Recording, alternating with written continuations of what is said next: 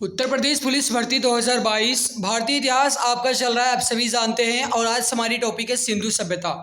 ये हमारी भारतीय इतिहास की क्लास से संबंधित क्लास नंबर 4 है। और मैं आप सबको बता दूं गाइस कि इसके पहले क्लास 3 तक मैंने अच्छे से कंप्लीट कर लिया है। जैसे कि आप सभी जानते हैं कि क्लास नंबर 1 में हमने भारतीय इतिहास के प्रमुख स्रोत को कंप्लीट किया। क्लास नंबर 2 में हमने प्रागैतिहासिक काल को कंप्लीट किया। और ये हमारी क्लास नंबर 4 है गाइस, इसमें हम सिंधु सभ्यता को कंप्लीट करने वाले हैं। तो चलिए बिना किसी देरी के आज की इस बेहतरीन क्लास की शुरुआत करते हैं। लेकिन उससे पहले अगर आपने अभी तक क्लास को लाइक नहीं किया तो एक बार सभी मित्र क्लास को दिल से लाइक कर देंगे। जो चैनल पर पहली बार आए हैं चैनल को सब्सक्राइब जरूर कर लेंगे ताकि आने वाली हर लाइव क्लास की नोटिफिकेशन जो है आपको टाइम टू टाइम मिला करे। चलिए शुरू करते हैं। प्यारे भाई, सबसे पहले हम बात ये करते हैं कि सिंधु सभ्यता की खोज किसने की। देखो, चार्ल्स मेसन सबसे पहले 1826 ईस्वी में अपनी पत्रिका नैरेटिव्स ऑफ जर्नीज में इस सभ्यता के बारे में जानकारी दी। याद रखना मेरे प्यारे भाई, किसने? तो चार्ल्स मेसन ने। कब दिए? 1826 में। किसमें? तो उन्होंने एक पत्रिका लिखी नैरेटिव्स ऑफ जर्नीज, उसमें इन्होंने इस सभ्यता के बारे में यानी कि सिंधु सभ्यता के बारे में जानकारी दी। अब गाइस हम यहाँ पर देखो, अगले टॉपिक है यहाँ पर देखो, बर्टन बंधु यानी कि जेम्स बर्टन और विलियम बर्टन, जिन्हें गाइस मिला करके कहा जाता है बर्टन बंधु। ठीक है, तो जेम्स बर्टन और विलियम बर्टन के ठेकेदारी में सन 1856 ईस्वी में लाहौर मुल्तान के बीच रेल लाइन बिछाई जा रही थी। और जब खुदाई का काम हड़प्पा में शुरू हुआ तो वहाँ मिट्टी में दबी बहुत सी ईंटें मिली जो ठेकेदार ने अपने काम में इस्तेमाल कर दिया। याद रखना मेरे प्यारे भाई, समझना यहाँ पर, जब 1856 में लाहौर से मुल्तान के बीच रेलवे लाइन बिछाई जा रही थी तब उस खुदाई के समय, हड़प्पा जो गाइस शुरू हुआ था उस खुदाई के समय, उसमें मिट्टी के नीचे बहुत सी ईंटें दबी हुई मिली थी। ठीक है, और गाइस ये किसके ठेकेदारी में हुई? तो जेम्स बर्टन और विलियम बर्टन, जिन्हें हम बर्टन बंधु के नाम से जानते हैं। याद रखना मेरे प्यारे भाई, अलेक्जेंडर कनिंघम के दौरान इस क्षेत्र में बहुत बार यात्रा किए और इस सभ्यता की जानकारी जुटाने की कोशिश की, लेकिन जितनी सफलता मिलनी चाहिए उतनी सफलता इनको नहीं मिल पाई। कहने का मतलब ये है मेरे प्यारे भाई कि अलेक्जेंडर कनिंघम जो हैं, इन्होंने गाइस सिंधु सभ्यता के बारे में, उस सिंधु सभ्यता की जानकारी और भी अच्छे से लेने के लिए इन्होंने बहुत यात्रा की। हालांकि इनको सफलता मिली लेकिन जितनी मिलनी चाहिए उतनी सफलता इनको ना मिल पाई। सन 1921 ईस्वी में सर जॉन मार्शल के नेतृत्व में राय बहादुर, दयाराम साहनी और राखल दास बनर्जी क्रमशः हड़प्पा और मोहनजोदड़ो में खुदाई करवाई। अब समझना मेरे प्यारे भाई, कब? तो 1921 में। किसके नेतृत्व में? सर जॉन मार्शल के नेतृत्व में। जो राय बहादुर, दयाराम साहनी हैं, इन्होंने हड़प्पा, और राखल दास बनर्जी जो हैं, इन्होंने मोहनजोदड़ो। कहने का मतलब है बहादुर दयाराम साहनी ने हड़प्पा और राखल दास बनर्जी ने मोहनजोदड़ो की खुदाई कराई थी। इस तरह सिंधु सभ्यता के प्रारंभिक खोजकर्ता के रूप में इन लोगों को जाना जाता है। यानी सिंधु सभ्यता की खोज जो है वो गाइस दयाराम साहनी और राखल दास बनर्जी के द्वारा की गई। लेकिन मुख्य रूप से कहा जाएगा इस तो याद रखना, राय बहादुर दयाराम साहनी के द्वारा हड़प्पा की खोज की गई, राखल दास बनर्जी के द्वारा मोहनजोदड़ो की खोज की गई। कब की गई? तो 1921 में की गई। याद रखना मेरे प्यारे भाई, ये आपका बहुत ही ज्यादा इंपॉर्टेंट टॉपिक है, तो ये पूरा आप अच्छे से समझ लेना। ठीक है, फिर आप देखिए सर जॉन मार्शल जो हैं, ये उस समय भारतीय पुरातत्विक के प्रमुख गाइस थे। ठीक है, उस समय भारतीय पुरातत्विक विभाग के प्रमुख थे। कौन? सर जॉन मार्शल, जिनके नेतृत्व में हड़प्पा और मोहनजोदड़ो की खुदाई कराई गई थी। फिर देखो मेरे प्यारे भाई, काल निर्धारण व विचार। सिंधु घाटी सभ्यता के बारे में जितनी भी जानकारी मिली है वह सारी जानकारियां पुरातत्विक स्रोत के आधार पर इकट्ठा की गई हैं। इस सभ्यता के बारे में कोई लिखित जानकारी उपलब्ध नहीं है, इसीलिए अलग अलग खोजकर्ता अलग अलग काल निर्धारण करते हैं। कहने का मतलब क्या है कि सिंधु घाटी सभ्यता के बारे में कोई भी लिखित प्रमाण नहीं मिला है, इसीलिए इस खोजकर्ता इसके सिंधु सभ्यता के बारे में अलग अलग के खोजकर्ता अपने अलग अलग काल निर्धारण करते हैं। मेरे प्यारे भाई, यहाँ पर आप देखो इंपॉर्टेंट टॉपिक है। सबसे पहले सर जॉन मार्शल के द्वारा सन 1931 ईस्वी में सिंधु सभ्यता की तिथि यहाँ पर आप देखो 3250 से लेकर के 2750 ईसा पूर्व निर्धारित की गई। कहने का मतलब है कि सर जॉन मार्शल ने बताया कि सिंधु सभ्यता जो है ये 3250 से लेकर के 2750 के ईस्वी के बीच की जो सभ्यता, इसे सिंधु सभ्यता कहा गया। इन्होंने कहा कब? 1931 में। ठीक है, फिर आप देखो मेरे प्यारे भाई, C14 पद्धति के अनुसार, C14 पद्धति के अनुसार सिंधु सभ्यता की जो तिथि है वो 2300 से 1750 ईस्वी मानी गई। और याद रखना है, इस तिथि को भारतीय विज्ञान के इतिहासकार डीपी अग्रवाल के द्वारा मान्यता दी गई। कहने का मतलब है कि इस जो C14 पद्धति के अनुसार सिंधु सभ्यता की तिथि 2300 से 1750 ईस्वी मानी गई।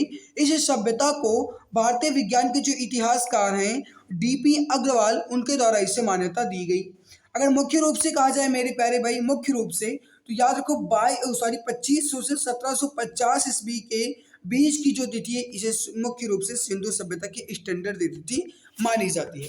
अब कहने का मतलब ये है कि आप गाइस अगर पूछा जाता है जॉन मार्शल के अनुसार तब आप ये बताएंगे, अगर केवल और केवल गाइस कहा जाता है C14 पद्धति के अनुसार तब आप ये बताएंगे। लेकिन मुख्य रूप से अगर यही कहा जाता है कि सिंधु सभ्यता की तिथि जो है कितनी मानी जा सकती है मुख्य रूप से, तब आप याद रखना मेरे प्यारे भाई 2500 से 1750 के बीच की तिथि जो है सिंधु सभ्यता की मानी जाती है। अब बात करते हैं गाइस इसके नोमेनक्लेचर के बारे में, यानी नामकरण के बारे में। देखो गाइस मैं आपको बता दूं, इस सभ्यता के जितने भी प्रारंभिक स्थल थे वो सिंधु नदी और उसकी सहायक नदियों के आसपास खोजी गई। समझना, सिंधु घाटी सभ्यता के जितने भी प्रारंभिक स्थल थे वे सारे के सारे सिंधु नदी और उसकी सहायक नदियों के आसपास खोजे गए, इसीलिए इस सभ्यता को सिंधु सभ्यता भी कहा जाता है। ठीक है, इसके बाद आप देखो, बाद में यह देखा गया कि सरस्वती नदी के किनारे भी इस सभ्यता के बहुत सारे स्थल पाए गए, इसलिए इस सभ्यता को सिंधु सरस्वती सभ्यता भी कहते हैं। समझना मेरे प्यारे भाई, ये इसके जो अधिकतर स्थल है वो कहाँ पर पाए गए, तो वो इसके अधिकतर स्थल सिंधु नदी के किनारे पाए गए, इसीलिए इसे सिंधु सभ्यता कहा जाने लगा। हालांकि बाद में इसके कुछ स्थल जो हैं वो सरस्वती नदी के किनारे भी मिले, इसीलिए इस स्थल को यानी इस घाटी को, इस सभ्यता को सिंधु सरस्वती सभ्यता भी कहा जाने लगा। सबसे पहले 1921 ईस्वी में दयाराम साहनी के नेतृत्व में हड़प्पा में खुदाई की गई और इस सभ्यता के बारे में जानकारी प्राप्त की गई, इसीलिए इस सभ्यता को हड़प्पा सभ्यता भी कहते हैं। यानी सिंधु घाटी सभ्यता को गाइस हड़प्पा सभ्यता भी कहा जाता है, क्योंकि इसकी खोज 1921 में दयाराम साहनी के नेतृत्व में करवाई गई थी। याद रखना मेरे प्यारे भाई, यहाँ पर आप देखो निर्माता की बात करें तो विदेशी इतिहासकार सर जॉन मार्शल और व्हीलर और Gordon Childe, sir John Marshall, Wheeler और गॉर्डन चाइल्ड के अनुसार सिंधु सभ्यता के निर्माता सुमेरियन सभ्यता के लोग थे। समझना मेरे प्यारे भाई, सिंधु सभ्यता के निर्माता किसे माना गया यहाँ पर, सुमेरियन सभ्यता के लोगों को। ठीक है, याद रखना ये आपका इंपॉर्टेंट बहुत है, आप इसे समझना मेरे प्यारे भाई। ठीक है, अब यहाँ पर अगला देखो आप, राखलदास बनर्जी के अनुसार सिंधु सभ्यता के निर्माण द्रविड़ लोग थे। अब यहाँ पर आप देखो मेरे प्यारे भाई, अगर आपसे ये कहा जाता है कि सिंधु सभ्यता के निर्माता किसे माना जाता है, और अगर ऑप्शन में ये दिया जाता है गाइस आपको सुमेरियन सभ्यता और इसे इसके अलावा दिया जाता है द्रविड़ के लोग, तो अगर आपको द्रविड़ के लोग पहले ऑप्शन में दिया गया तब आप इसे मान्यता देंगे, अगर दूसरे ऑप्शन में ये दिया गया गाइस तब भी आप इसे मान्यता देंगे। इसके अलावा मैं आपको बता दूं कि अगर मुख्य रूप से अगर आपसे ये कहा जाता है कि विदेशी इतिहासकार के अनुसार तब आप कहेंगे सुमेरियन सभ्यता के लोगों को माना जाता है, और अगर आपसे ये कहा जाए राखलदास बनर्जी के अनुसार तब आप कहेंगे द्रविड़ लोगों को सिंधु सभ्यता का निर्माता माना जाता है। अब आइए मेरे प्यारे भाई कुछ सिंधु सभ्यता की विशेषता के बारे में समझ लेते हैं। ठीक है, बहुत ही इंपॉर्टेंट टॉपिक चल रही है मेरे प्यारे भाई। अगर आपने अभी तक क्लास को लाइक नहीं किया है तो एक बार सभी प्यारे भाई बहन दिल की गहराई से क्लास को लाइक कर देंगे। जो चैनल पर पहली बार आए हैं चैनल को सब्सक्राइब जरूर कर लेंगे। जो भी मित्र चैनल पर पहली बार आए हैं चैनल को सब्सक्राइब जरूर कर लेंगे। अगर मैं आपके लिए मेहनत करता हूँ तो आप सबकी जिम्मेदारी है, आपका भी कर्तव्य बनता है कि कम से कम आप क्लास को तो दिल से लाइक कर ही दिया करो। अब देखो विशेषता, नगर की जितनी भी विशेषताएं होती हैं वो सारी विशेषताएं जो है सिंधु घाटी सभ्यता में मौजूद थी। यानी कि आजकल जो शहर में गाइस जितनी भी विशेषताएं देखने को मिलती हैं वो सारी की सारी विशेषताएं सिंधु घाटी सभ्यता में मौजूद थी। इसीलिए इस सिंधु घाटी सभ्यता एक नगरीय सभ्यता थी। इसलिए इस सिंधु घाटी सभ्यता जो है इसकी वो कैसी थी, एक नगरीय सभ्यता थी। याद रखना मेरी, ठीक है। सिंधु सभ्यता के लोग कांस्य का प्रयोग करते थे। कांस्य का मतलब ये हुआ, मेरे यहाँ पर देखो थोड़ी टाइपिंग इसके मिस्टेक है, इसके लिए माफ कर दीजिएगा। यहाँ पर होना चाहिए टीन और तांबा। ठीक है, यहाँ पर 3 लिख गया है, तो यहाँ पर समझना मेरे प्यारे भाई 3 होना चाहिए, ठीक है। सिंधु सभ्यता के लोग कांस्य का प्रयोग करते थे। कांस्य का मतलब हो मेरे प्यारे भाई जिसमें टीन और तांबा का मिश्रण किया गया हो, इसीलिए इसे कांस्य युगीनी सभ्यता भी कहते हैं। समझना मेरे प्यारे भाई, सारे के सारे क्वेश्चन आपके इंपॉर्टेंट है, ठीक है। अगर ये कहा जाए इसे ये भी कहते हैं, ये भी कहते हैं, तो ये आपका सबसे ज्यादा बेहतरीन है, समझ लेना, ठीक है। तो सिंधु घाटी सभ्यता के लोग कांस्य का प्रयोग करते थे, इसीलिए इस सभ्यता को कांस्य युगीन सभ्यता भी कहा जाता है। सिंधु सभ्यता के लिखित साक्ष्य मौजूद है, लेकिन उसको अभी तक पढ़ा नहीं जा सका, ठीक है। इसके साक्ष्य तो लिखित मौजूद है, लेकिन उसे पढ़ा ही नहीं जा सका, पता नहीं किस भाषा में लिखा गया हो, इसीलिए इसे सिंधु सभ्यता को आदि ऐतिहासिक सभ्यता भी कहा जाता है। समझना मेरे प्यारे भाई, सिंधु सभ्यता को कांस्य युगीन सभ्यता भी कहा जाता है, क्योंकि इसमें कांस्य का प्रयोग करते थे लोग। इसके अलावा याद रखना मेरे प्यारे भाई, इसके लिखित साक्ष्य मौजूद है, लेकिन इसे पढ़ा नहीं जा सका, इसलिए इसे आदि ऐतिहासिक सभ्यता भी कहते हैं। आदि ऐतिहासिक का मतलब ये हुआ मेरे प्यारे भाई कि जिसके साक्ष्य तो मौजूद हो, जिसके लिखित साक्ष्य मौजूद हो, लेकिन उसे स्पष्ट ना किया जा सके, उसे कहते हैं मेरे प्यारे भाई आदि ऐतिहासिक काल। तो इसीलिए गाइस आप समझते हैं कि सिंधु सभ्यता का लिखित साक्ष्य तो मौजूद है, लेकिन उसे आज तक पढ़ा नहीं जा सका, इसीलिए इसे आदि ऐतिहासिक सभ्यता भी कहा जाता है। इस सभ्यता की खुदाई में कोई भी ऐसा औजार नहीं मिला जो युद्ध में इस्तेमाल किया जाता हो, इससे यह अनुमान लगाया जाता है कि यहाँ के लोग बहुत शांति से रहते थे, अतः सिंधु सभ्यता एक शांति प्रिय सभ्यता थी। कहने का मतलब है कि सिंधु सभ्यता में कोई भी औजार नहीं मिला, तो इससे यह अनुमान लगाया गया कि इस सभ्यता के लोग अगर औजार का प्रयोग नहीं करते थे, कोई भी युद्ध नहीं करते थे, तो मतलब ये शांति से रहते होंगे। तो इसीलिए गाइस इस सभ्यता का एक शांति प्रिय सभ्यता थी, ये माना गया है, ठीक है। इसके अलावा आप यहाँ पर समझो मेरे प्यारे भाई, सिंधु सभ्यता को एक व्यापार प्रधान सभ्यता के रूप में भी जाना जाता है। सिंधु घाटी सभ्यता का क्षेत्र बहुत ही अधिक था, इसीलिए इसे विस्तृत सभ्यता के नाम से भी जाना जाता है। आपने देखा इसे कांस्य युगीन सभ्यता के नाम से भी जाना जाता है, इसे आदि ऐतिहासिक सभ्यता के नाम से भी जाना जाता है, और इसका क्षेत्र विस्तृत होने के कारण इस सभ्यता को विस्तृत सभ्यता के नाम से भी जाना जाता है। अब देखो मेरे प्यारे भाई, सिंधु सभ्यता के बारे में कुछ महत्वपूर्ण जानकारी यहाँ पर हम गाइस इकट्ठा किए हैं, आप इसे देखो। व्हीलर ने हड़प्पा को सुमेरियन सभ्यता का उपनिवेश कहा था। जॉन मार्शल ने सबसे पहले सिंधु घाटी शब्द का प्रयोग किया। सिंधु सभ्यता की लिपि चित्रात्मक है और यह लिपि दाईं से बाईं ओर लिखी जाती है। सिंधु सभ्यता की प्रमुख फसलें या मुख्य फसलें गेहूं और जौ थी। अब यहाँ पर जो इतनी इंपॉर्टेंट लिखा गया है, इसमें सबसे ज्यादा इंपॉर्टेंट आपका ये है और ये है। समझना मेरे प्यारे भाई, जॉन मार्शल ने सबसे पहले सिंधु घाटी शब्द का प्रयोग किया था, ठीक है। किसने किया? तो सिंधु घाटी शब्द का प्रयोग किसने किया भैया? जॉन मार्शल ने किया। और इसकी प्रमुख फसल कौन थी जी सिंधु सभ्यता की? तो गेहूं और जौ, ठीक है। सिंधु सभ्यता की प्रमुख फसल कौन सी थी? गेहूं और जौ। फिर देखो, सिंधु घाटी सभ्यता का जो क्षेत्र है ये त्रिभुजाकार है और ये सभ्यता अफगानिस्तान, पाकिस्तान एवं भारत में फैली हुई थी। ये सभ्यता कहाँ कहाँ फैली हुई थी? तो ये सभ्यता अफगानिस्तान, पाकिस्तान और भारत में फैली हुई थी। ये गाइस मैंने कुछ चार्ट बनाए हैं, आप इस चार्ट को यहाँ पर समझना और इसका स्क्रीनशॉट जरूर ले लेना, ठीक है, ताकि आप नोट्स कर सको। देखो, अगर मैं बात करूँ गाइस हड़प्पा स्थल की, तो हड़प्पा स्थल की खोज 1921 में दयाराम साहनी के द्वारा की गई। हड़प्पा किस नदी के किनारे है? रावी नदी के किनारे है। पश्चिम पंजाब का मोंट गोमरी जिला पाकिस्तान में इस समय ये स्थित है। समझना मैंने क्या बताया। हड़प्पा सभ्यता की खोज या हड़प्पा स्थल की खोज दयाराम साहनी के द्वारा 1921 में की गई। हड़प्पा जो है ये रावी नदी के किनारे है, जो कि अब पश्चिम पंजाब के मोंट गोमरी जिला यानी पाकिस्तान में है, ठीक है। फिर देखो, मोहनजोदड़ो की खोज 1922 में राखलदास बनर्जी के द्वारा की गई। मोहनजोदड़ो किस नदी के किनारे है? तो सिंधु नदी के किनारे है, जो कि अब वर्तमान में पाकिस्तान के लरकाना जिले के सिंध प्रांत में है, ठीक है। फिर आप देखो, चहुंदड़ो जो है इसकी खोज जो इसके उत्खनन करता है वो है गोपाल मजूमदार। यहाँ पर आप समझना मेरे प्यारे भाई, ये जो है चहुंदड़ो जो है ये सिंधु नदी के किनारे है। इसकी खोज कब की गई? तो इसकी खोज 1931 में की गई। वर्तमान में ये कहाँ पर है? तो ये सिंध प्रांत में है, जो कि पाकिस्तान में इस समय पड़ता है। इसके अलावा आप देख लो मेरे प्यारे भाई, जो कालीबंगा है इसकी जो उत्खनन करता है वो है बीबी लाल और बी के थप्पर। इसकी खोज कब की गई गाइस? इसकी उत्खनन कब किए गए? तो इसके उत्खनन किए गए 1953 में। किस नदी के किनारे? तो घग्गर नदी के किनारे है। और ये जो कालीबंगा ये वर्तमान में कहाँ है? तो ये राजस्थान के हनुमानगढ़ जिला में है, ठीक है, भारत में अपने है। इसके अलावा आप देख लो मेरे प्यारे भाई, जो कोट दीजी है इसकी उत्खनन करता है फजल अहमद। ये भी सिंधु नदी के किनारे ही है। इसकी उत्खनन कब की गई? 1953 में की गई। सिंधु प्रांत के खैरपुर में है, जो कि पाकिस्तान में पड़ता है। फिर आप देखो मेरे प्यारे भाई, जो रोपड़ लिखा गया है, रोपड़ की उत्खननकर्ता कौन है, ये आप याद रखना, इसके उत्खननकर्ता है यागदत्त शर्मा।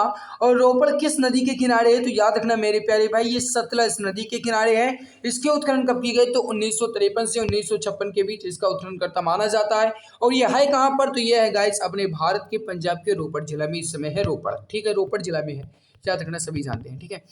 फिर आप देखो मेरे प्यारे भाई लोथल इंपॉर्टेंट है ये आपका। लोथल जो इसके उत्खनन करता है रंगनाथ राव।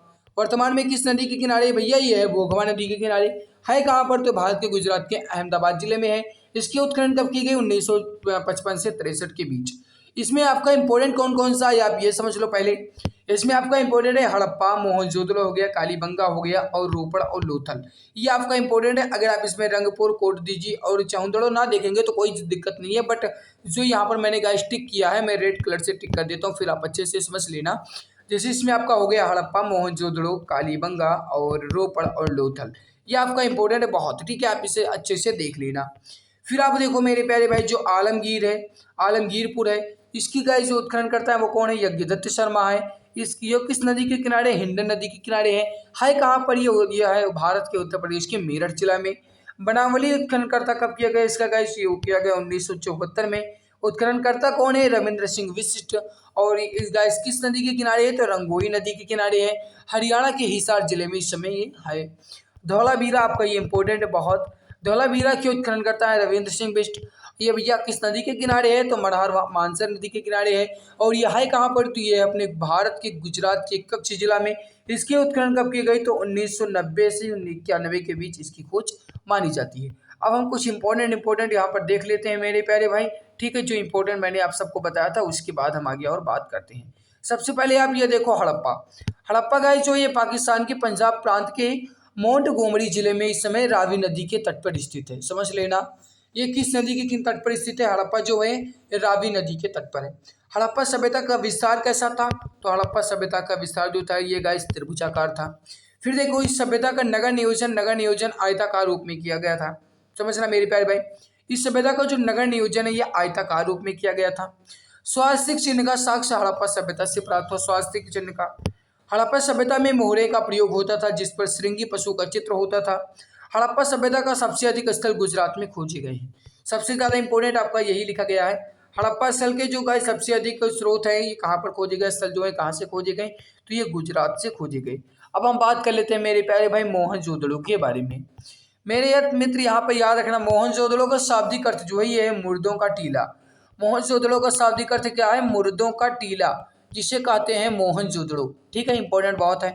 फिर देखो नर्तकी की एक कांस्य मूर्ति जो है, अगर आपसे ये पूछा जाता है कि नर्तकी की कांस्य मूर्ति कहाँ से प्राप्त हुई, फिर आपको ऑप्शन दिया जाएगा लोथल, दूसरा ऑप्शन दिया जाएगा आपको मोहनजोदड़ो, तीसरा ऑप्शन दिया जाएगा आपको कालीबंगा और चौथा ऑप्शन दे दिया जाएगा मानकर चलिए धौलावीरा।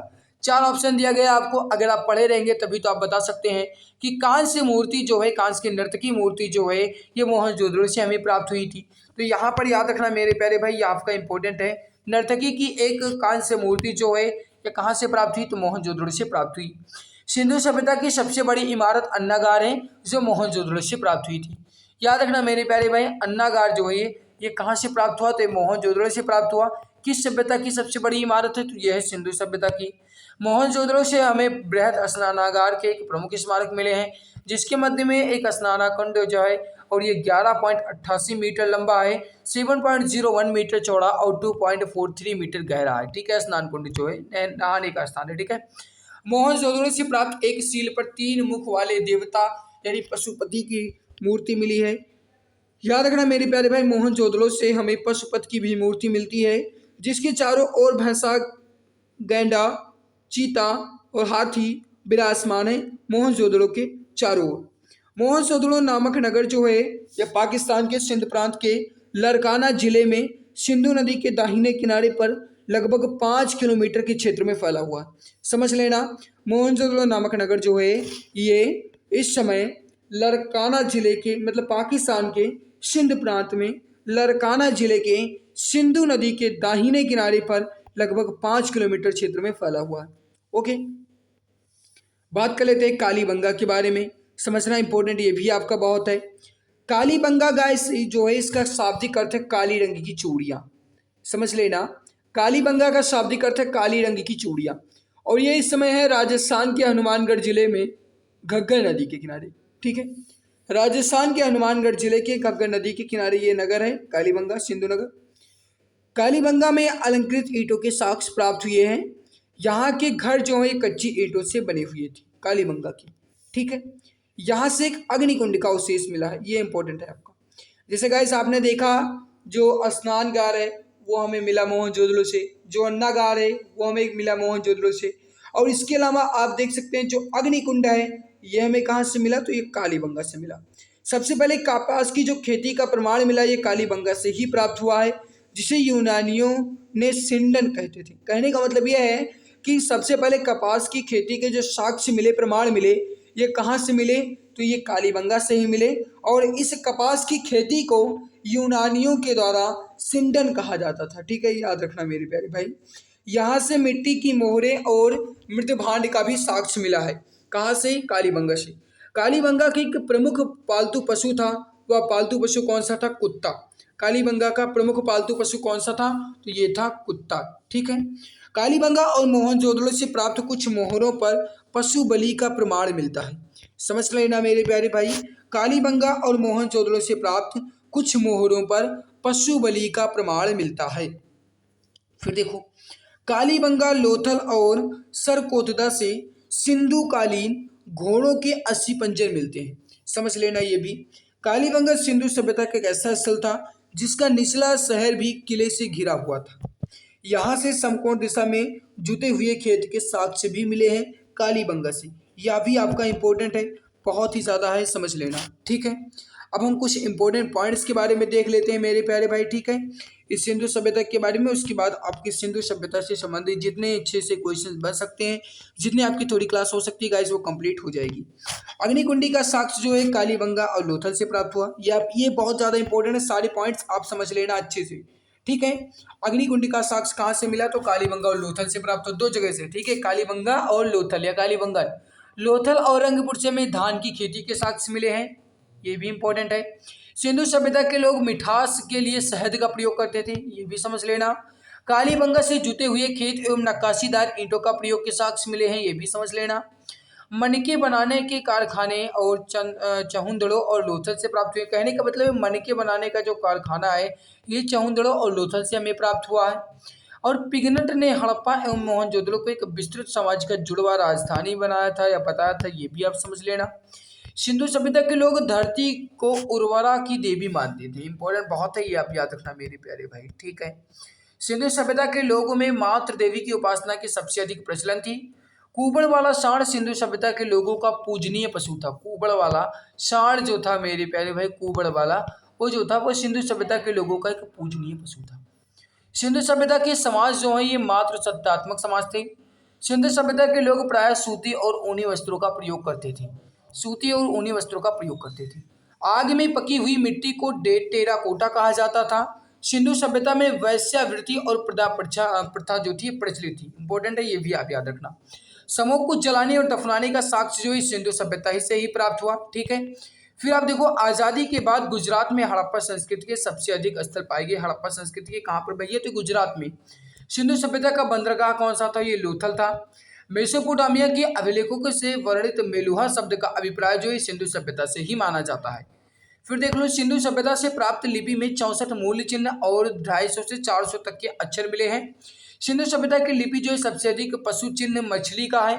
फिर आप देख लो मेरे प्यारे भाई, सिंधु सभ्यता का विनाश का कारण संभवतः बाढ़ था।